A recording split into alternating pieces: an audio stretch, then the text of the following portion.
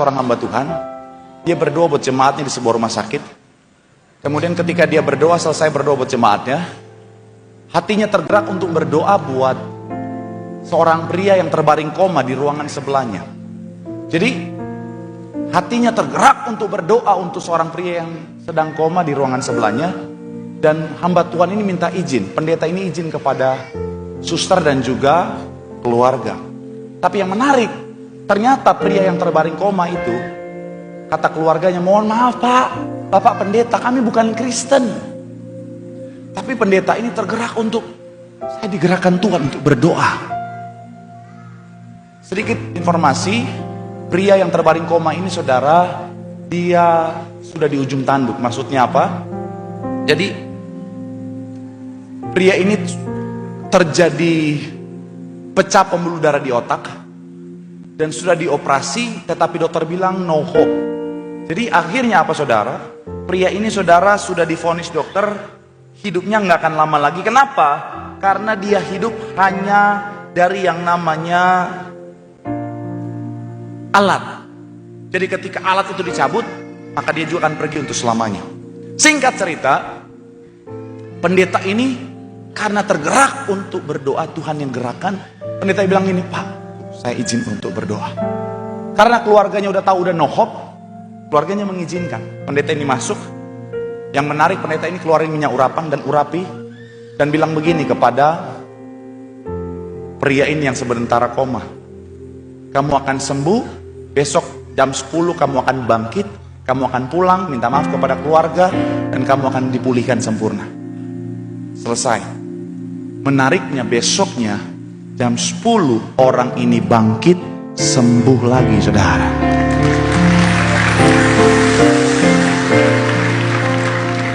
Tapi keluarganya itu mau senang, tapi mereka juga takut. Karena kata dokter, kalau orang sudah kritis, ada fase namanya secara medis terminal lucidity. Terminal lucidity itu saudara, orang yang sudah kritis, dia akan kembali peningkatan kesadaran dan fungsi mental yang signifikan sebelum akhirnya menjelang kematiannya. Jadi ini satu sinyal dari tubuh yang menyerah untuk terus berjuang dan akhirnya memberikan kesempatan untuk apa saudara? Untuk bisa kembali pulih, tapi biasanya hanya bertahan beberapa jam, bahkan hingga beberapa hari sebelum sekali lagi kematiannya. Itu yang statement dokter. Jadi ketika mereka lihat, mereka mau senang tapi mereka takut karena kata dokter itu bisa terjadi.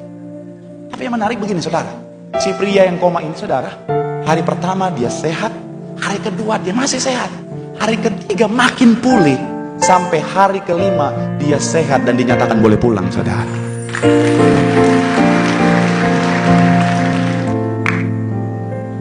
Dan kesaksian pria ini saudara, dia bilang begini, memang saat itu dia koma, tapi ternyata begini, orang koma, tubuhnya mungkin nggak berdaya, tetapi otak dan telinganya masih berfungsi.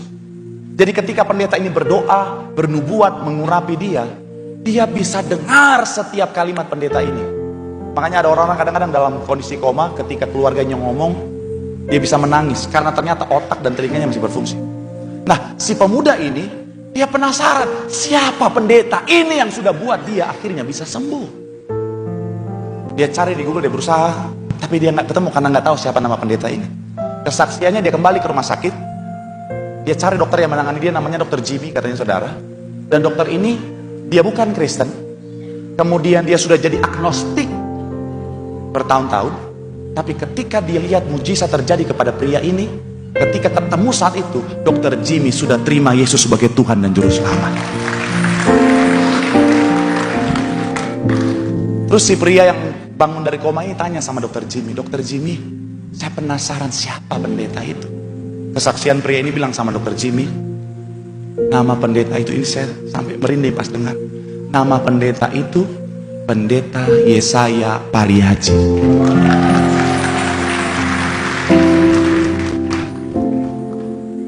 Dia googling, oh pendeta Yesaya Pariaji ada pelayanan di Balai Sarbini. Dia datang di Balai Sarbini, dia lihat orang begitu ramenya luar biasa. untuk minta doa, susahnya bukan main. Tapi pemuda ini bilang, wah, artinya saya saat itu didatangi oleh pendeta Yesaya Pariaji, itu privilege dari sorga. Dan akhirnya bukan cuma dia, tapi seisi rumahnya, keluarga besarnya diselamatkan. Terima Yesus. Tepuk tangan yang paling meriah buat Tuhan. Keluarga ini, bapak ini, saudara, sekarang jadi jemaat Citra Garden, saudara. Dia tinggal di Citra 5 dan dia jemaat Citra Garden. Saya mau bilang sekali lagi, saudara, apalagi yang perlu kita takutkan kalau kita punya Tuhan yang kuasanya luar biasa. Amin. Jangan izinkan lagi ketakutan menguasai.